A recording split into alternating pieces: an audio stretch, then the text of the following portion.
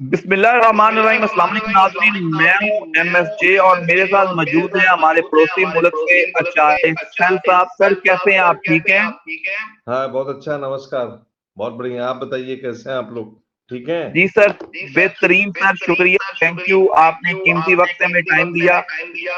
मैं आपसे जानना चाहूँगा इमरान खान साहब के बारे में, उनकी जन्म कुंडली के बारे में, कि किस तरह देखते हैं आप उनकी जन्म कुंडली के बारे को, रिहाई को, आगे उनके मुस्तकबिल किस तरह देखते हैं आप?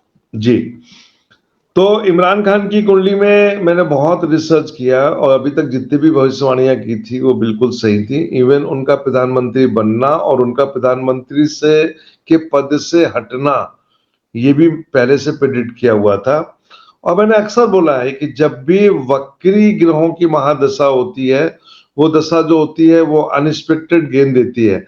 आप यदि इमरान खान को देखोगे तो 2014 से उन्होंने अनएक्सपेक्टेड गेन किया, और जैसे ही 2022 का समय आया और इसमें जुपिटर की महादशा में वीनस का अंतर आया, तो छठा घर जो होता है लिटिगेशन, और लिटिगेशन के बाद वाद विवाद, कोर्ट कचहरी, मुकदमाबाजी, और यहाँ पे जो इन्वॉल्वमेंट होता है वो ग्लैमर का होता है। ठीक है, तो इन सब चीजों के इन्वायरमेंट से, और प्लस कुछ लोगों की अपनी प्लानिंग की इनको हटाया जाए, और वो सक्सेस भी रहे, हटे भी। लेकिन क्या वो अपने आप को संभाल सकते थे? बिल्कुल संभाल सकते थे यदि संभल के चलते। अब वो जेल में है, आपका सवाल ये है कि क्या वो जेल से बाहर आएंगे? नवंबर बिल्कुल का महीना जो होगा, नवंबर 2023 से पूरा नवंबर और 15 दिसंबर के पहले पहले यूथ जो होगा वो एक्टिव होगा। और जब यूथ एक्टिव होगा तो मैं समझता हूं कि उनकी कुंडली ऐसी है कि यदि उनको शिफ्ट नहीं किया गया, कि पाकिस्तान से बाहर जैसे नवाज शरीफ जी को शिफ्ट कर दिया गया था, रातों रात पता नहीं चला और वो बाहर चले गए, वो स्थितियां कुंडली में है, इनकी कुंडली में भी है और आपकी कंट्री की कुंडली में है। तो यदि ये हो गया तो मैं समझता हूं जहां भी रहेंगे वहां पे अपना राज सुख भोगेंगे, मतलब आराम से। लेकिन नवंबर का जो महीना होगा, 15 दिसंबर के पहले, मुझे लग रहा है कि उनको चुनाव में एक मौका मिलेगा कुंडली के हिसाब से। एक बात मैं और आपको बताना चाहता हूं कि सर। मेरे पास कुंडली आई है नवाज शरीफ की पुत्री की, जी जी, मरियम नवाज। मरियम नवाज की कुंडली आई है। और इनकी कुंडली देखा जाए तो हालांकि कुंडली कितनी सत्य है, लेकिन एक पहला राउंड जो मैंने मारा है, फादर प्राइम मिनिस्टर और इनके चाचा प्राइम मिनिस्टर, और जो कुंडली के जो पैरामीटर्स हैं वो उसको मिलाने के बाद मुझे कुंडली कुछ सही लग रही है। यदि ये कुंडली बिल्कुल सही है तो मैं आपको बताना चाहता हूं कि 2024 में होंगे, इनका एक बहुत इंपॉर्टेंट रोल होगा। मैंने कहा सर, मरियम नवाज का इंपॉर्टेंट रोल होगा इलेक्शन में, आप कह रहे हैं? जी जी, बिल्कुल बहुत इंपॉर्टेंट रोल होगा उनका। और ये कुंडली ऐसी कुंडली है कि ये प्रधानमंत्री पद की दौड़ में भी आ सकती है, क्योंकि पाकिस्तान की कुंडली में और इनकी कुंडली में भी एक सामंजस्य है। और जब मैं इनके फादर की कुंडली तो मेरे पास पूरी अभी ढंग से भी आई नहीं है, लेकिन यदि मैं इनके जो चाचा हैं जो प्रधानमंत्री थे उनकी कुंडली देखूं, तो उस कुंडली के हिसाब से भी देखा जाए तो बड़े भाई और बड़े भाई की पुत्री का यदि मैं देखूं तो अनएक्सपेक्टेड एक गेन दिख रहा है। तो यदि नवाज शरीफ को कहीं कोई टेक्निकल प्रॉब्लम होती है तो ये नवाज शरीफ इनको प्राइम मिनिस्टर के लिए प्रोजेक्ट कर सकते हैं, इस कुंडली, यदि ये कुंडली सही है तो। पता हालांकि जो इसने मुझे भेजी है वो ऑथेंटिक आदमी है, उसका ये कहना है कि कुंडली सही है। तो एकदम से अप्रत्याशित रूप से यदि ये आ जाए तो मैं कुछ नहीं कर सकता। नवंबर दिसंबर तक इमरान खान के मुझे बाहर में आने के चांसेस हैं, जब देश में एक बलवा होगा, जब यूथ आगे आएगा तो कुछ ना कुछ उनको सपोर्ट मिलेगा, जहां पर उनको एक मौका दिया जाएगा। लेकिन मैं ये बताना चाहता हूं कि ये जो अगला चुनाव होगा, इनमें महिलाओं का एक बड़ा मेजर योगदान होगा, बहुत जबरदस्त। और हो सकता है कि यदि इमरान खान की पत्नी का कोई पॉलिटिक्स में इंटरेस्ट है, यदि वो चाहे तो वो आके अपने भाग्य को आजमा सकती है, जनता उनको सपोर्ट करेगी, तो महिलाओं का एक अच्छा योगदान है। तो मैं आपको भविष्यवाणी ये दे रहा हूं कि 15 दिसंबर के पहले इमरान खान के बारे में, मतलब नवंबर का महीना मैं बता रहा हूं, बहुत इंपॉर्टेंट है। या तो वो बाहर होंगे या देश से बाहर होंगे, और यदि बाहर आ गए तो चुनाव बड़ा इंटरेस्टिंग हो जाएगा, क्योंकि उनकी कुंडली में जो प्लैनेट की पोजीशन है वो बहुत अच्छी है। और जुपिटर रेट्रोग्रेड है, जो कि अपने एंड में, जब वो, अब देखिए जुपिटर की महादशा इनकी 2030 तक है, तो आप ये मान के चलिए कि जुपिटर की महादशा के मिड में है ये, तो पहले अच्छा आया फिर बीच में आए, जेल हो गई, तो ये इनको एक अच्छा राज सुख अभी देगा, और ये देगा तो जरूर अभी इनको। यदि ये 2024 में बन गया तो ठीक है, नहीं तो ये आप ये मान के चलिए ये दोबारा तो प्रधानमंत्री बनेंगे, ये इसमें कोई दो राय नहीं है। अब आज नहीं तो कल। हाँ, इनकी कुंडली में मैंने ये भी बोला है कि इनको अपनी हेल्थ का ध्यान रखना है और अपनी सिक्योरिटी का ध्यान रखना है। अटैक इनके ऊपर ऑलरेडी हुए हैं, तो ये यदि ध्यान रखेंगे तो इनके लिए अच्छा रहेगा। भविष्यवाणी के लिए मैं ये बोलूंगा कि 2024, मैंने आपको पहले ही बोला था कि चुनाव 23 में नहीं होंगे, 24 में होंगे। उसमें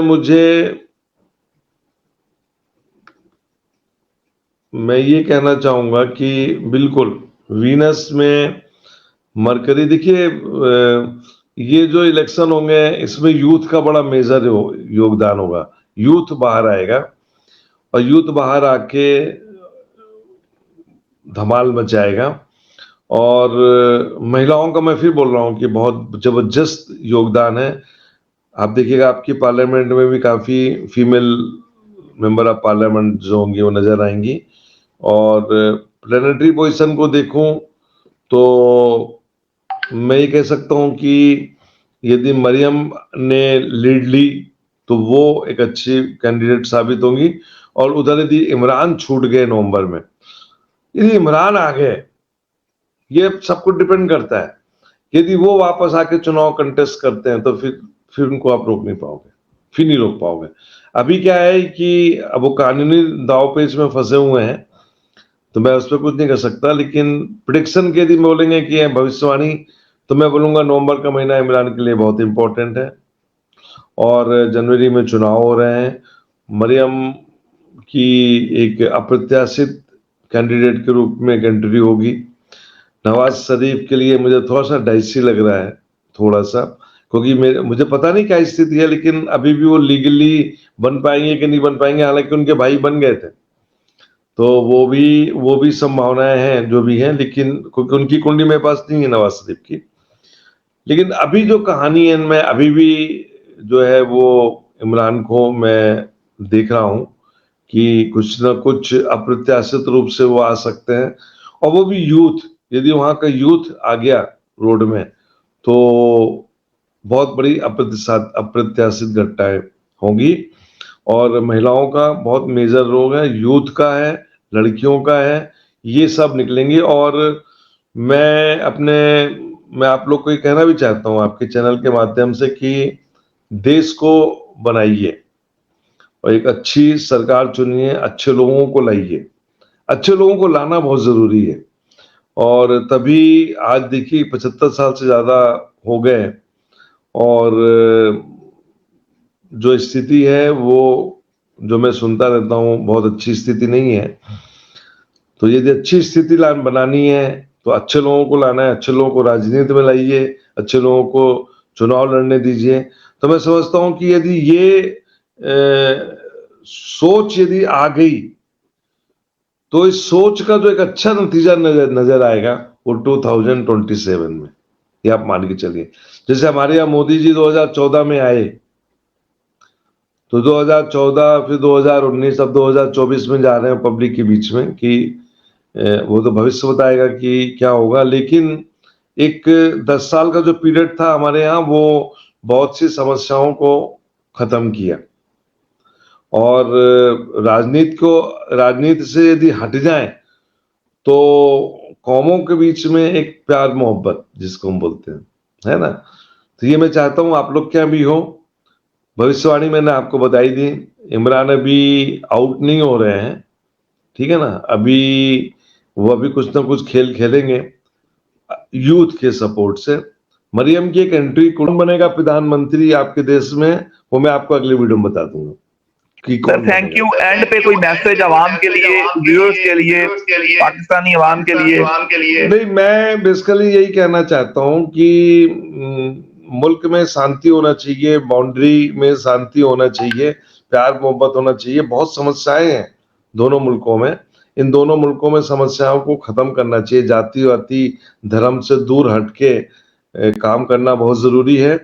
और मैं फिर बोलूंगा कि आप समझिए, इंसानियत को समझिए। और दूसरी बात मैं आप लोग को एक बात बताना चाहता हूं कि परमात्मा जो है ना वो आपकी बॉडी में ही है, आप मत भटकिए, बस आपको ध्यान लगाना है। हम लोग क्रिया योगी हैं, क्रिया योग के बारे में बताऊंगा मैं आप लोग को कभी। धर्म से हटके सिर्फ आपको ध्यान लगाना है, आंख बंद करके आप देखिएगा, आप जिसको भी मानते हो वो आपको उस रूप में नजर आएगा। और जब आप आप जब उसको देखोगे तो मैं समझता हूं कि काफी कुछ परिवर्तन हो जाएगा। जब ये दोनों मुल्क एक थे तो सब साथ रहते थे, कुछ कोई समस्या नहीं होती थी।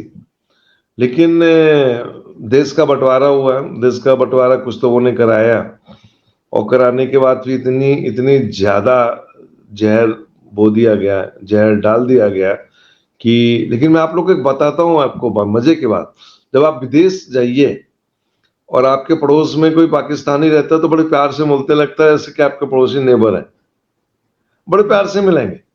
वैसे बहुत से कपल्स को जानता हूं जो बड़े प्यार मोहब्बत से रहते हैं, कहते हैं साहब। और मैं आप बिलीव नहीं करेंगे, बहुत पाकिस्तान की लड़कियां जो ज्योतिष में है, एस्ट्रोलॉजी कर रही हैं अमेरिका में, इंग्लैंड में, तो वो बड़े अधिकार से मुझको फोन करके बोलती हैं कि ये कुंडली देख लीजिए और इसमें हमको गाइड कर दीजिए, हमको एस्ट्रोलॉजी के कुछ पैरामीटर्स बता दीजिए।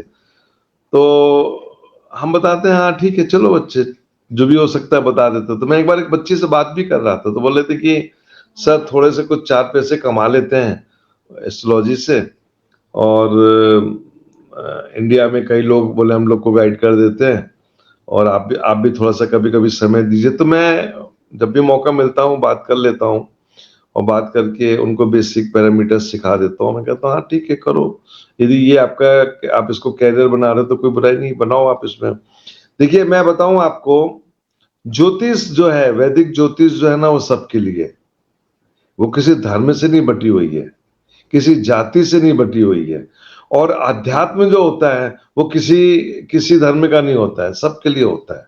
और अल्टीमेटली क्या होता है, हम परमात्मा की उपासना करते हैं। आप 5 बार नमाज पढ़ते हैं, क्या करते हैं, परमात्मा को याद कर रहे हैं ना। तो जब आप उसको याद कर रहे हैं और यदि वो सामने आके खड़ा हो जाए तो आप उसको पहचान नहीं पाओगे। और सोचो आप इतनी नमाज पढ़ रहे हो, इतना सब कुछ कर रहे हो, रोजे रख रहे हो, और वो आपके सामने खड़ा है और बोलता है कि तू मेरे लिए, तू क्यों कर रहा है मेरे लिए सब, मुझे कुछ नहीं चाहिए। क्योंकि जो कुछ दिया सब उसी ने दिया आपको, आप समझे ना, सब कुछ उसी ने दिया है। और वो कहता मुझे कुछ नहीं चाहिए, बस आप एक चीज दे दो हमको, और ये जो आप मैं और मेरा करते हो ना, इसको मुझे दे दो, बाकी तो सब मेरा है।